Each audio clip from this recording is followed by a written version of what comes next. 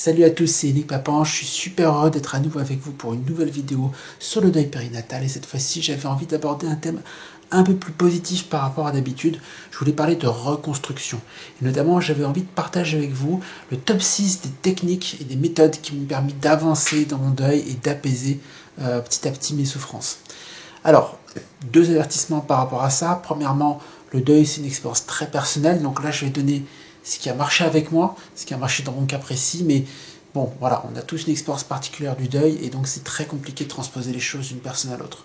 Donc voilà, j'espère, ceci dit, que ce que je vais dire va quand même pouvoir vous aider un petit peu.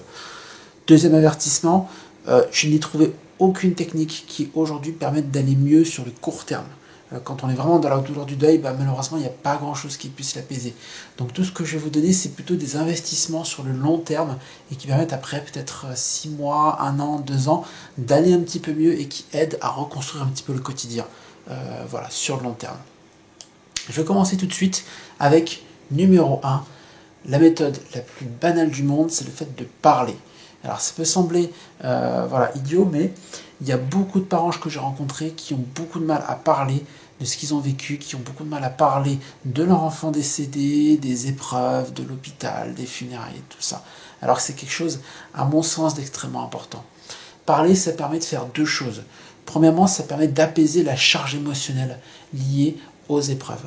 Je prends un exemple tout bête. Si vous regardez une des premières vidéos que j'ai tournées, que j'ai postées sur ma chaîne, qui s'appelle Vie et mort de mon fils, pendant 25 minutes, je raconte un petit peu tout ce qui m'est arrivé de la naissance jusqu'à la mort de mon fils, même avant la naissance d'ailleurs, puisqu'il y a toute la partie sur la grossesse de ma femme. Et je raconte tout ça avec... certains m'ont dit que j'étais un petit peu détaché, d'ailleurs il y a des gens que ça a surpris. Voilà, en fait, je suis parfaitement détendu parce que c'est un récit que j'ai fait peut-être 15 ou 20 fois, je l'ai raconté à plein de gens différents. Donc, la première fois que j'ai raconté cette histoire-là, je me rappelle très bien, j'ai pleuré de bout en bout parce que c'était super dur de revivre tout ça. Mais après un certain nombre de récits, aujourd'hui j'arrive à le dire comme ça, j'arrive à raconter tout ça sans aucun problème, sans avoir la voix qui tremblote, sans pleurer ni rien. En revanche, là il y a quelques semaines j'avais posté une vidéo sur une sorte d'expérience mystique que je pensais avoir vécue. Voilà, c'est quelque chose que j'ai pas raconté à beaucoup de monde, donc vous pouvez voir sur la vidéo qu'il y a des moments où j'ai un petit peu les larmes qui montent parce que c'est c'est quelque chose qui a encore une forte charge émotionnelle, parce que j'en ai peut-être pas encore assez parlé. C'est le fait de parler qui permet au bout d'un moment de diminuer l'émotion, de mieux maîtriser l'émotion, et de réussir à parler des choses sans pleurer, sans être bloqué un petit peu par les bouffées d'émotions. La deuxième chose que ça permet, le fait de parler, c'est ce que j'appelle ancrer et analyser. Pendant le deuil, il y a souvent des choses qu'on vit, des sensations qu'on va ressentir, et tant qu'on n'a pas mis des mots dessus, ça reste un petit peu flou, ça reste un petit peu incertain, on ne se l'admet pas trop. À partir du moment où on en parle, on ancre les choses, et là on sait, ça s'est vraiment passé, et on peut construire à partir de ça. Par exemple, vous pouvez dire, oui, je suis en deuil, et ça me fait mal, ça me fait mal au cœur de voir des femmes enceintes qui ont l'air heureuses dans la rue. Voilà, ça c'est quelque chose qu'on peut s'avouer, et c'est important, ça permet après de construire à partir de ça. Vous pouvez dire, oui, ça me met en colère de voir les enfants de mon cousin par exemple, parce que ils ont à peu près le même âge que mon enfant décédé. Oui, j'ai du mal avec mes collègues de bureau parce qu'ils sont souvent maladroits avec moi. Tout ce genre de choses, tant qu'on n'en parle pas, ça reste un petit peu flou, un petit peu brumeux, c'est dans la tête, mais voilà. Mais à partir du moment où on met des mots dessus, ça permet vraiment de construire à partir de ça. Et surtout d'analyser. C'est-à-dire que typiquement sur une problématique, le fait de croiser des familles qui ont l'air heureuses dans la rue, c'est difficile pour vous peut-être. À partir du moment où vous en parlez, on peut commencer à réfléchir à des stratégies. Est-ce que c'est quelque chose que... est-ce qu'on peut l'éviter déjà pour commencer? Est-ce qu'il y a un moyen peut-être d'esquiver un petit peu, d'aller dans des endroits où il n'y a pas trop de familles avant de faire une sortie, on peut peut-être réfléchir, est-ce qu'on va croiser beaucoup de familles à cet endroit-là? On peut réfléchir peut-être, est-ce que c'est quelque chose qui arrive tout le temps?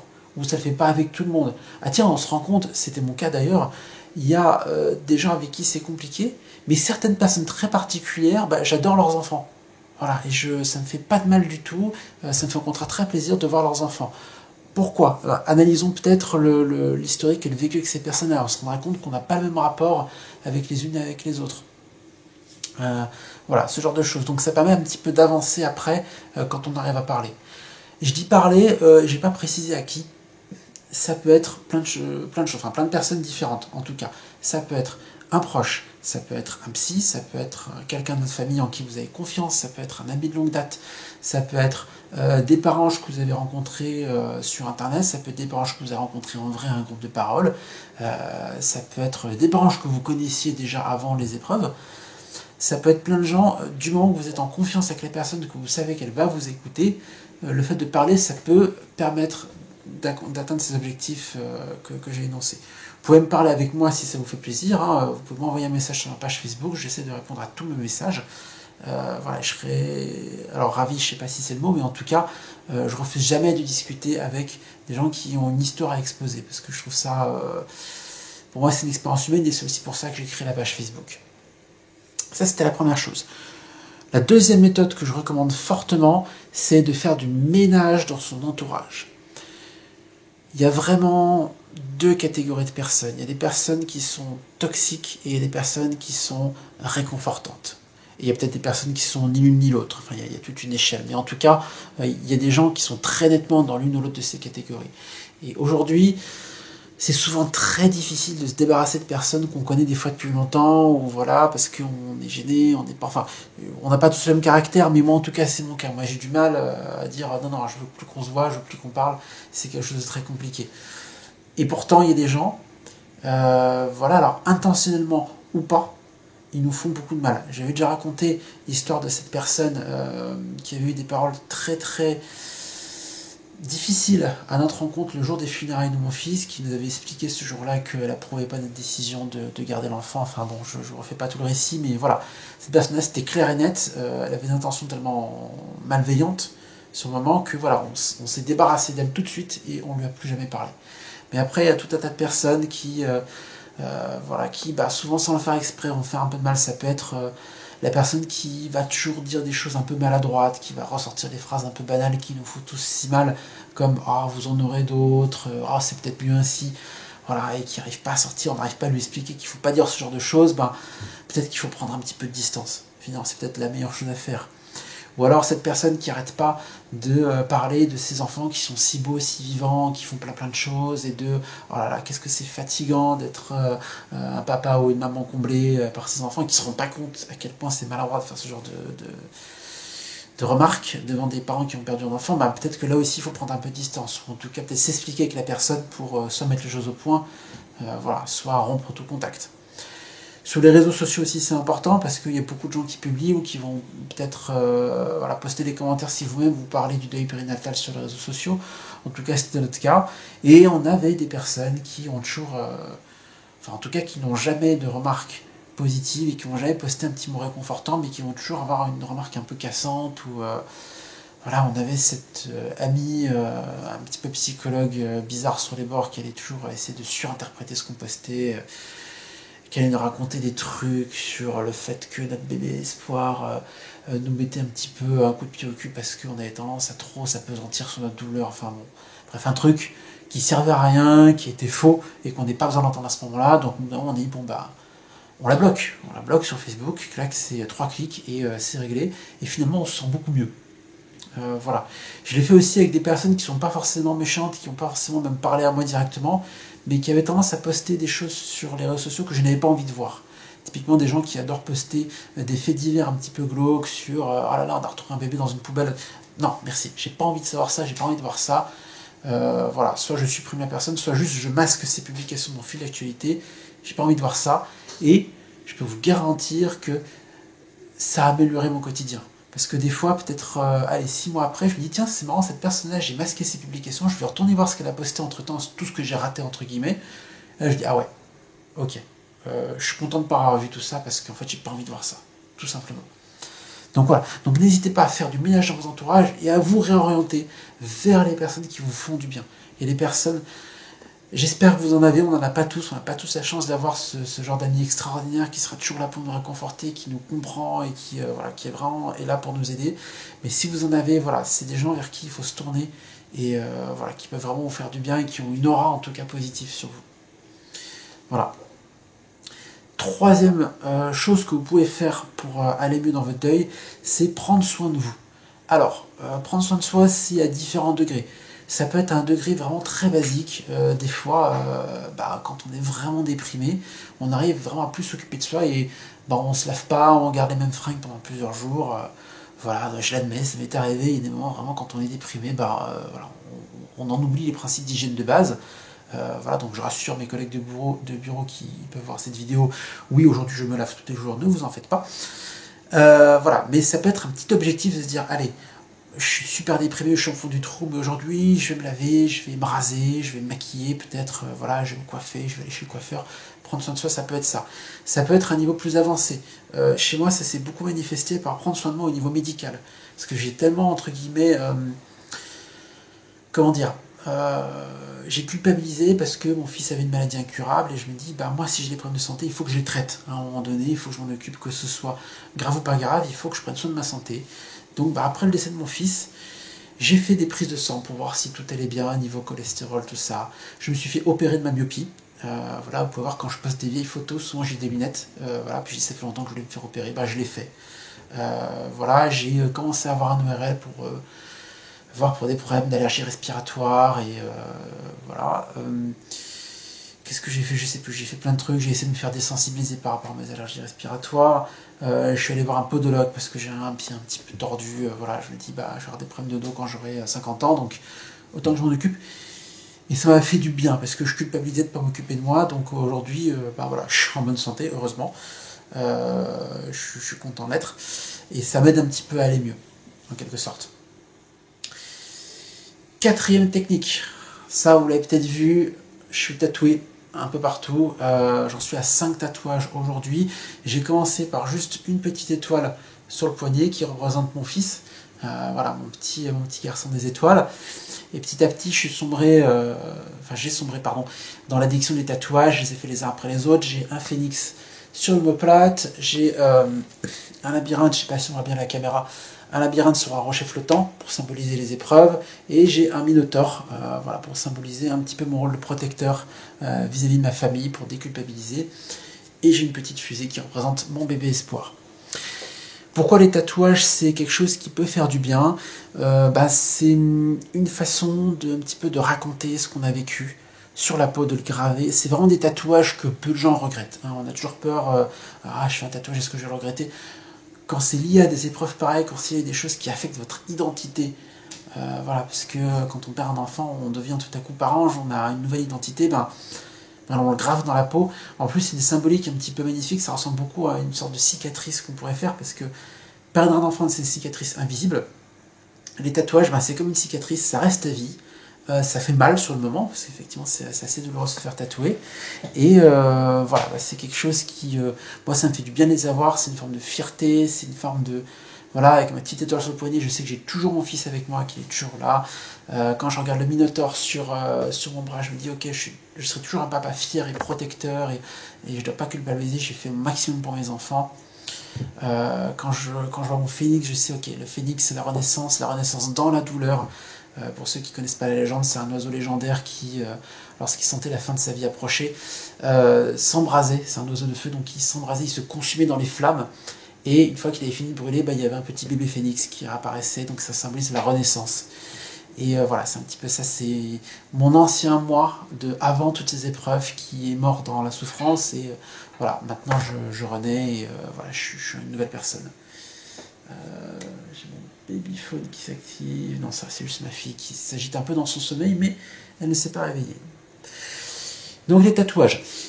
Cinquième chose que vous pouvez faire, ça je l'ai beaucoup fait au tout début du deuil, c'est aller lire des témoignages. Il y a beaucoup de témoignages, vous pouvez en trouver dans des livres. Là j'ai commencé une petite rubrique où je vais essayer de partager un bouquin chaque semaine, tous les dimanches sur la page Facebook de la chaîne. Des bouquins qui m'ont marqué, voilà. Il y a beaucoup de bouquins qui sont des témoignages de papa ou de maman qui ont vécu, alors beaucoup de mamans, plus de maman que de papa, qui ont vécu le décès d'un enfant et qui racontent. Voilà, après vous avez des blogs, vous avez des pages web, vous avez des pages Facebook, vous avez des comptes Instagram, vous avez des chaînes YouTube. Il y a beaucoup de gens qui ressentent le besoin de raconter ce qu'ils ont vécu. Et le fait, au tout début notamment, d'aller voir ces témoignages, d'aller les lire ou les écouter, c'est bien de se rendre compte qu'on n'est pas seul, on n'est pas le premier à avoir vécu ça. Parce que le deuil, on en parle tellement peu, que quand ça arrive, on se dit, mais je suis supposé faire quoi? Mon fils est mort, je suis rentré chez moi, voilà, j'aurais plus de contact avec l'hôpital, c'est fini, bah maintenant qu'est-ce qu'on fait? Je suis à la maison, voilà, et on a l'impression d'être un Hélène, on a l'impression d'être le premier à vivre un truc aussi. Non, il y a des gens qui sont passés par là, bah voilà, si vous regardez cette chaîne d'ailleurs, c'est que vous êtes en train de regarder un témoignage par définition. Donc voilà, ça permet de se sentir un peu moins seul, d'avoir des petits conseils, d'avoir une petite connexion avec des gens qui vous comprennent et qui peuvent vous aider un petit peu dans le deuil. Et en tout cas, c'est permet voilà, de savoir où on en est. Sixième et dernière technique que je voulais partager avec vous, ce que vous pouvez faire, c'est essayer de faire vivre votre enfant décédé. Faire vivre, c'est faire tout un tas de choses pour honorer sa mémoire et pour exprimer votre fierté de la vie qu'il a vécue. Ça peut être, je vous cite un petit peu pêle-mêle ce que moi je fais, ça peut être décorer la tombe. Je partage souvent des photos de la tombe sur mon Facebook perso et je commence à en partager sur ma page Facebook. J'aime bien de temps en temps, avec ma femme, aller trouver des nouvelles décos, changer les décos existantes, mettre des nouvelles plantes. Voilà, bah là il y a quelques, je crois qu'il y a 2 ou 3 semaines, j'ai partagé un petit peu une petite astuce déco avec des accessoires que j'ai trouvés au rayon aquarium à Truffaut en fait, parce que par définition ça résiste à l'humidité, ça permet de faire des super petites décos. Voilà, et avoir une belle tombe pour moi c'est une fierté, parce que quand je me balade au cimetière, je me dis toujours, j'aime bien imaginer la vie que les gens ont vécue et comment étaient les personnes par rapport à la tombe. Voilà, cette tombe très, par exemple, très sobre, j'imagine un vieux monsieur très fier, qui était toujours très digne et très bien habillé. Cette tombe un petit peu discrète d'une vieille dame, ben, j'imaginais la dame un petit peu en retrait, mais très bienveillante. Voilà, j'imagine tout un tas de trucs. Et voilà, et ben pour mon fils, je veux une tombe qui soit joyeuse, qui soit symbole du beau bébé qu'il a été. Et voilà, c'est très important pour moi d'avoir une tombe qui respire un petit peu autre chose que la tristesse. Voilà, j'ai pas envie que ma tombe soit une tombe triste, enfin ma tombe, la tombe de mon fils, pardon, que ce soit une tombe triste, ou que ce soit une tombe qui exprime quelque chose de beau, en tout cas. Et c'est une grande fierté. Ma femme, elle a beaucoup fait d'albums photos. Voilà, donc notre fils a vécu 46 jours, donc on a pris beaucoup de photos pendant cette période-là. Elle a ressenti le besoin notamment de retoucher les photos pour gommer un petit peu tous les éléments de l'hôpital, parce que bon bah malheureusement décor de l'hôpital c'est pas toujours terrible, donc on essaye de gommer l'inscription propriété de la PHP sur les draps de l'hôpital. On essaye de gommer un petit peu les fils des scopes qui étaient en permanence reliés à notre fils. Alors on essaie de faire quelque chose d'un peu plus, de mettre des belles couleurs et tout ça pour le mettre en valeur. Voilà, et c'est quelque chose, elle a fait plusieurs albums photos qui sont très très beaux et qui sont des magnifiques recueils de souvenirs aujourd'hui. J'aime bien les regarder, honnêtement. Voilà. Et ça permet des fois, les albums photos en plus, ça permet de communiquer avec des gens de la famille, des fois qui sont pas à l'aise avec les mots. Ben, on leur offre un album photo, voilà, et ça permet de créer un lien et de permettre à la personne de parler de l'enfant décédé quand c'est compliqué pour elle. On peut aussi écrire. J'ai passé pas mal de temps à écrire l'histoire de mon fils. Voilà, j'ai écrit une bonne 50aine de pages, puis je me suis arrêté, j'ai jamais terminé, je pense que je terminerai jamais. Bon, au début j'ai eu dans l'optique d'écrire un livre, ben, comme les témoignages dont je vous parlais, mais bon, même sans publier, le fait d'écrire, ça permet des fois de se défouler un peu, parce qu'on écrit les choses comme on les a vécues, comme on les a ressenties, et ça, voilà, c'est une façon de faire vivre un petit peu notre enfant disparu. Et après, bien évidemment, aussi tous les petits symboles, un petit ange, une petite bougie, toutes les choses qu'on peut mettre dans notre appartement, voilà, pour un petit mémorial, genre de truc, c'est pas de donner voilà, une petite place à l'enfant, d'essayer de le faire vivre et de créer une connexion avec cet enfant. C'est quelque chose dont parlait beaucoup le psychiatre Christophe Forêt, un homme que je vous invite à écouter parce qu'il est juste extraordinaire, un spécialiste du deuil en général, et des deuils violents en particulier. Il dit beaucoup de choses qui sont pas bêtes, et il dit voilà, il y a une étape dans le deuil où on essaie de recréer une connexion avec la personne décédée, et c'est une façon voilà, d'avancer dans le deuil petit à petit, et d'accepter un petit peu la disparition de l'être qui nous est cher. Même si encore une fois le terme accepter est toujours un petit peu compliqué. Voilà, donc ça c'est les 6 techniques qui m'ont permis moi de beaucoup avancer dans mon deuil. Donc parler, faire le ménage dans mon entourage, prendre soin de moi, me faire des tatouages, lire des témoignages et écouter des témoignages, et rendre hommage et faire vivre la mémoire de mon enfant décédé.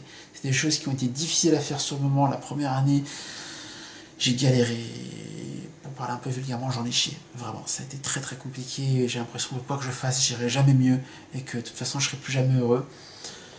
Mais je me suis trompé. Heureusement, je me suis trompé. Et aujourd'hui, tous ces éléments-là, ça m'a permis un petit peu voilà, de construire cette nouvelle vie que je vis aujourd'hui, que je vis avec ma femme, avec ma fille, mon bébé espoir, les relations que j'ai réussi à rebâtir avec ma famille, tout genre de choses. Voilà. Donc aujourd'hui, voilà, j'avais envie de faire une vidéo un petit peu positive, un message d'espoir. Si vous souffrez, il y a des choses que vous pouvez faire, vous n'êtes pas complètement démuni, complètement passif par rapport à votre deuil. Ça ne veut pas dire que c'est facile, ça ne veut pas dire que ça va marcher à coup sûr, ça va prendre du temps dans tous les cas, ça prend énormément de temps le deuil, c'est super long, c'est des fois interminable, mais il peut y avoir une issue. Voilà, je ne peux pas le promettre à tout le monde malheureusement, mais si moi je peux m'en sortir et réussir à être heureux à nouveau, voilà, j'ai envie de communiquer cet espoir et voilà, de vous encourager à aller dans cette direction. N'hésitez pas à partager vos ressentis par rapport à ça. S'il y a des choses qui vous ont aidé, partagez-les. Ça peut aider d'autres parents qui vont lire vos commentaires derrière. Même moi, je suis super content toujours d'apprendre des nouvelles choses sur le deuil, la façon dont d'autres personnes que moi gèrent un deuil en général et un deuil en périnatal en particulier. Donc n'hésitez pas à partager, soit sur YouTube, soit sur Facebook. Plutôt sur Facebook parce que la communauté est beaucoup plus active et je suis plus réactif sur les messages. J'en profite au passage, merci à tous parce qu'on a dépassé la barre symbolique des 1000 likes sur la page Facebook. Alors je suis super content parce que la page est vraiment pas vieille, ça fait quoi, un peu plus de 2 mois qu'elle existe et ça me fait super plaisir que vous soyez si nombreux à me suivre et à échanger dans cette communauté. Il y a vraiment des discussions super intéressantes. J'ai reçu plein de messages super sympas et des commentaires très positifs. J'ai écouté plein d'histoires très poignantes qui m'ont beaucoup touché. Donc merci à tous, franchement c'est une super expérience pour moi et je suis super content de pouvoir communiquer avec vous aussi fréquemment. Donc je vais essayer de me démener pour animer la page Facebook et la chaîne YouTube, voilà, et pouvoir communiquer avec vous aussi souvent que possible. Merci à tous, n'hésitez pas à vous abonner, à liker la page Facebook, la chaîne YouTube, à mettre un petit pouce bleu voilà, sur Facebook et sur YouTube. Et à très bientôt pour des nouvelles vidéos. Merci à tous.